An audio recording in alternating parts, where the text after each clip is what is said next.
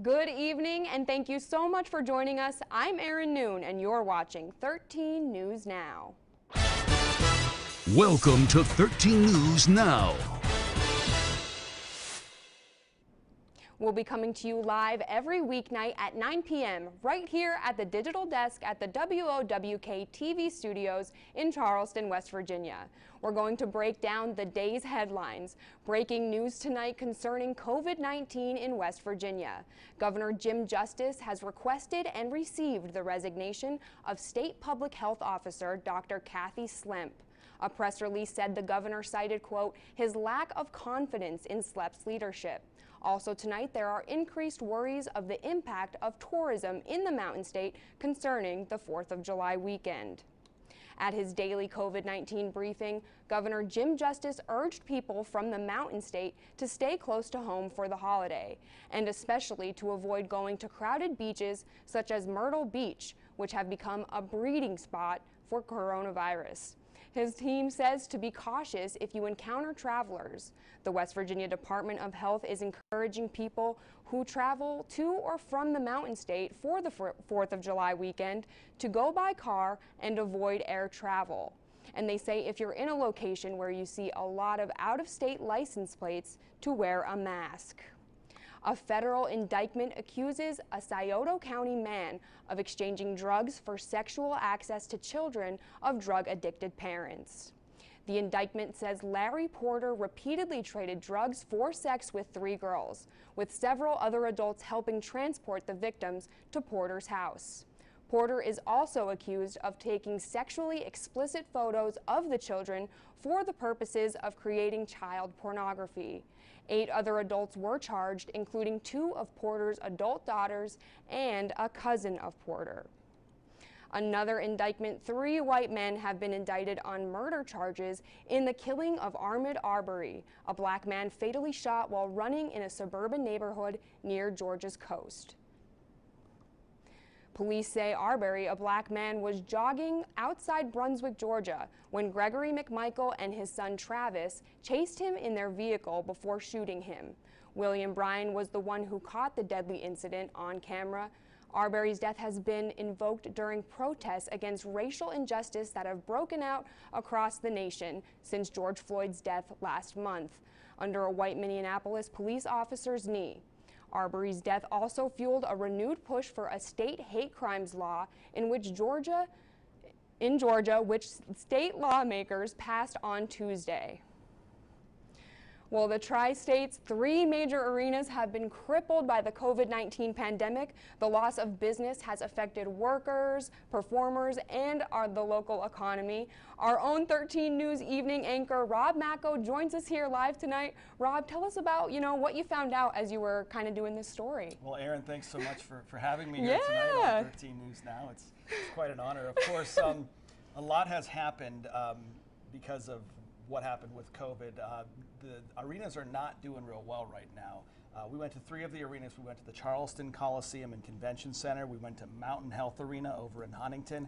We also went to Pikeville and the Appalachian Wireless Arena over there. And what we found out is, of course, they have been pretty much, they haven't done anything since the middle of March. In fact, in Charleston, that you see there, the Coliseum, they were in the middle of the girls' basketball tournament, the state girls' basketball tournament, when they had to shut everything down. And over there, they have lost about 150 dates.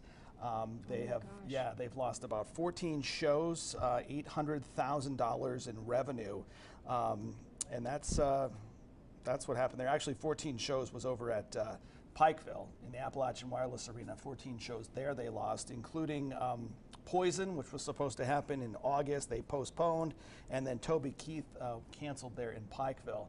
Now again, in Charleston, 150 dates. Right now they are looking forward. They're still planning to have Charlie Daniels and Marshall Tucker Band on August 15th, and they're also trying to have Aaron Lewis in September, as well as Luke Bryan in October, which of course would be a huge show. Right. And then over at Mountain Health in Huntington, they are still planning to have Megadeth in October. So for all you old school metal fans out there, Megadeth in October. But they did have to cancel.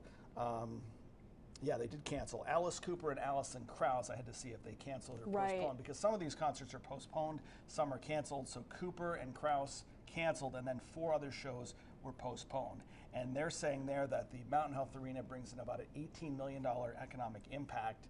They wouldn't get into exact numbers on how they are doing, but they did have to furlough their employees over there. Oh my gosh. And they just started calling them back, so that's a good thing. Now the other arenas, and I know we're talking about 3 There's a different lot things of, here. yeah, Well, well, we have a big viewing area, yeah, so, absolutely. you know, like. So in Charleston and in Pikeville, they didn't have to lay anybody off or furlough anyone, and they were working from home for a while, and then they've started to be called back. Over in Pikeville, they say they have lost about $350,000 in revenue, and they say that the area has lost probably about $1.2 million in economic impact. So it's not just, Erin, it's not just the actual facility or the actual arena that's losing money. It's also, you know, the bars, the restaurants, the hotels. Absolutely. I mean, if you were in town, I know a lot of people were in town for Jason Aldean back, I think it was in February, here in Charleston. That was actually, I think, right before.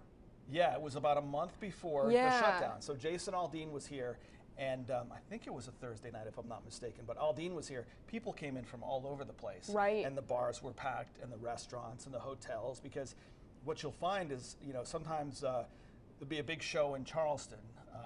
I know that Garth Brooks was here a few years ago. I saw Garth Brooks 3 years ago in Lafayette, Louisiana. He did 5 dates.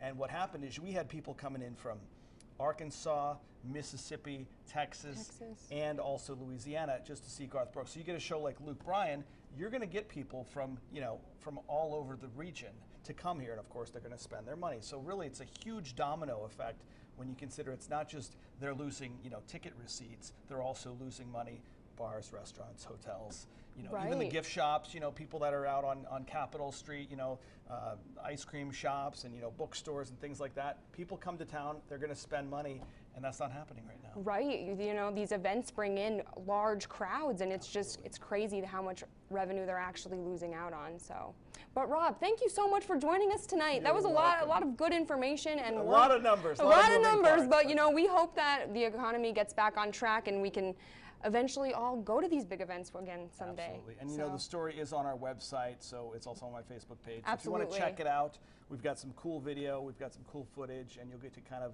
do a little tour of the region just like I did. Right, yeah. Well, thanks, Rob, again so much. I really appreciate it. And you can find, like I said, his full story on our website.